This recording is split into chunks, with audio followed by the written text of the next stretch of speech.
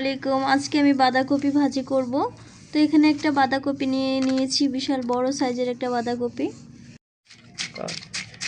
তো এই যে এভাবে করে চিকন করে কেটে নিচ্ছি আমি ভাজি করার জন্য।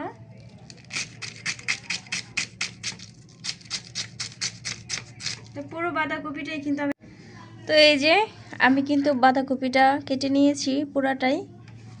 তো এই যে অনেকটা চিকন চিকন করে কেটে নিয়েছি। তো এটা ভালো করে ধুয়ে নিতে হবে। এখন আমি ধুয়ে নিব।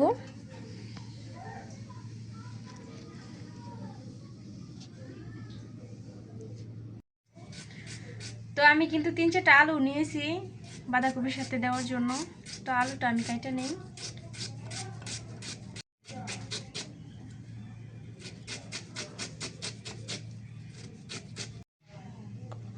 তো এভাবে করে কেটে নিচ্ছি আমি।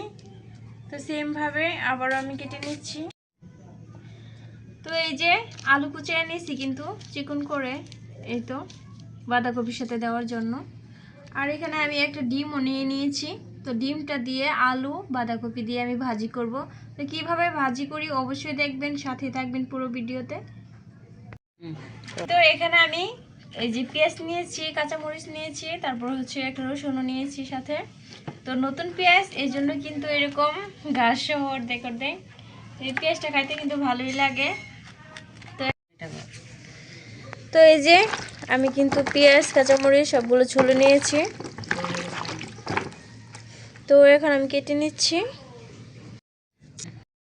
তো এই যে পেঁয়াজ থেকে কিন্তু আমি এই অংশটা ফালাই দিব না, এই অংশটাও কিন্তু পেঁয়াজের মতো ব্যবহার করা যাবে। তো এই অংশটাও কিন্তু আমি নিয়ে নিচ্ছি।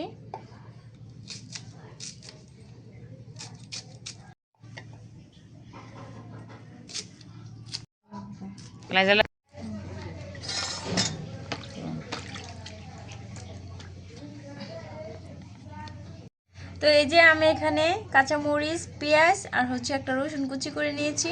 তো এটা এখন ভাজি কাজে আমি ব্যবহার করব। তো আচ্ছা চলেন যাই।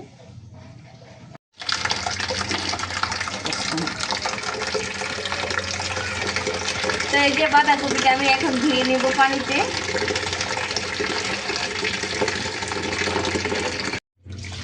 তো এই যে বাঁধাকপিটা এখন আমি ধুয়ে নিব। ধুয়ে একটা পাত্রে উঠিয়ে নিচ্ছি এখানে।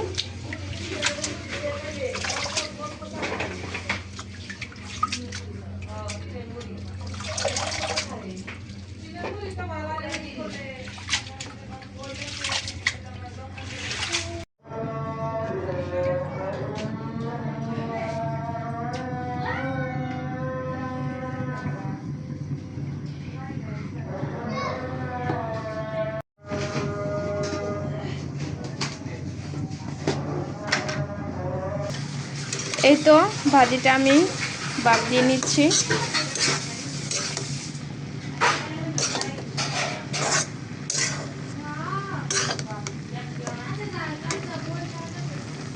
তো ভাজিটা কিন্তু আমি একেবারে বসাই দিছি, তেলের মধ্যে দিয়ে দিছি।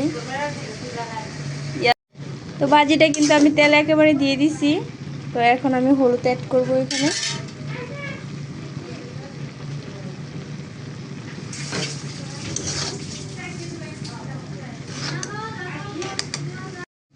এখানে হচ্ছে আমি এখন ডিমটা ভেঙে দিব। তো এই যে ডিমটা ভেঙে দিচ্ছি।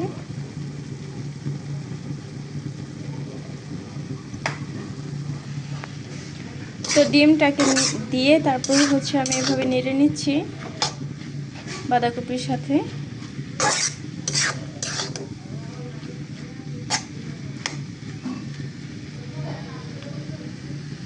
তো ফাইনালি আমার ভাজি হয়ে গিয়েছে। তো এখন আমি নামিয়ে নিয়েছি।